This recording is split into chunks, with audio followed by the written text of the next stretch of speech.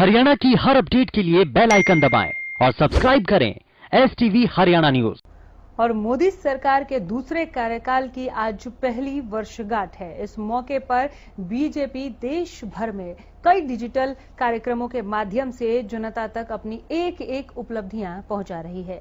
Haryana news ने BJP प्रदेशाध्यक्ष सुभाष बराला से भी इसी मुद्दे पर खास बातचीत की।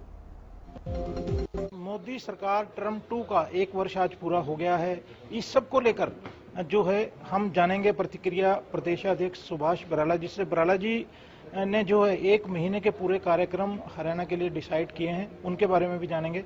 बराला जी, पहले ये बताएं कि आज 1 साल हो गया है, आपको क्या कहना है इस मौके पर? देखिए, एक ऐतिहासिक मैं समझता हूँ दूसरे कार्यकाल का 1 साल पूरा हुआ है।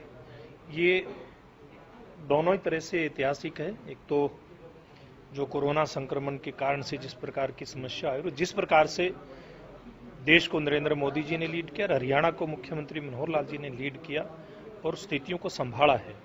बराला जी, ये बताएं कि टर्म 2 का जो 1 साल है उसमें कौन कौन सी बड़ी उपलब्धियां आप मानते हैं कि हुई हैं?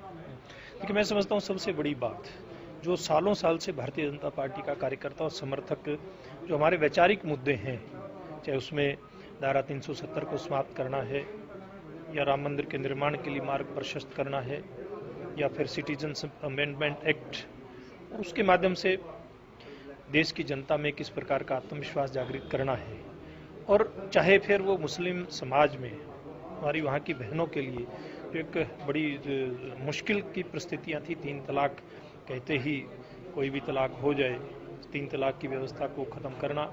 इसके अलावा बहुत सारे किसान के लिए, मजदूर के लिए, व्यापारी के लिए, उद्योग जगत के लिए इतनी ही मैं बात गिना सकता हूं कि जो एक लंबी एक इस प्रकार की सूची है जिसके ऊपर किसी भी नागरिक को गर्व हो सकता है, काम किए हैं।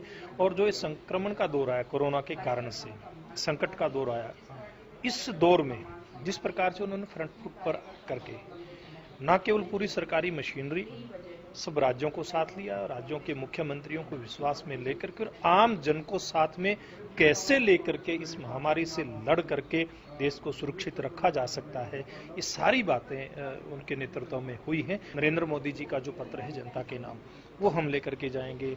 हमारी सरकारों की उपलब्धियां हम लेकर के जाएंगे, कोरोना संक्रमण से पूर्व की, कोरोना संक्रमण से बाद की, और हमने तय किया है कि हर बूथ पर कम से कम 100 परिवारों से मिले और प्रदेश के अंदर 20 लाख परिवारों तक वो पत्र लेकर के हम लोग जाएंगे। हमने 25 लाख से ज़्यादा फेस कवर और सैनिटाइजर वितरित किया है।